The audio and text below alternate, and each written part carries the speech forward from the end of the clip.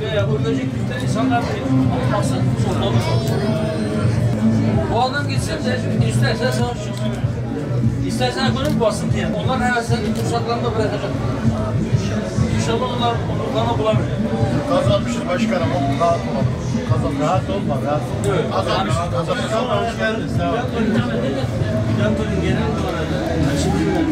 Anlamak istemeyenler daha cahil bir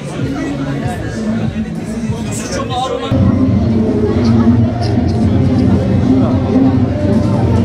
Hür Dava Partisi Genel Başkanı Sayın Zekeriya Abçıoğlu aramızda. Aynı zamanda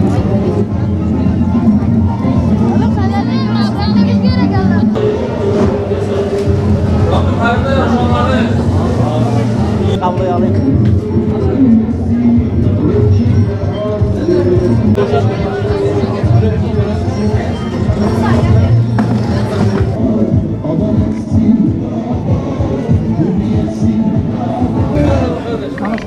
Şunu arkadaşlar.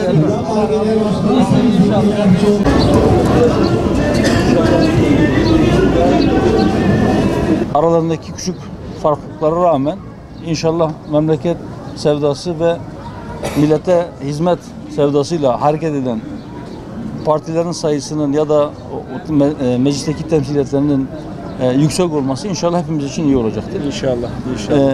Bizim duamız hep şudur. Diyoruz ki Rabbim bizleri hayırda yarışanlardan, iyilik ve takva üzere yardımlaşanlardan eylesin inşallah. İnşallah biz birbirimizle yardımlaşma hususunda ya da birbirimizle yarışma hususunda haset etmeden, birbirimize çelme takmadan ama dediğim gibi o iyilik ve takva üzere yardımlaşma düsturuyla ya da hayırda daha öne geçme, öbürünü kıskanmadan ama ona çelme takmadan, onu durdurarak değil. Biz daha hızlanarak, biraz daha hızlanarak herkes biraz daha hızlanırsa inşallah çok hızlı bir şekilde topluca Rabbin rızasını kazanacak işlere imza atarız. Hoş geldin. Bizim mecliste olmasını çok önemsiyoruz.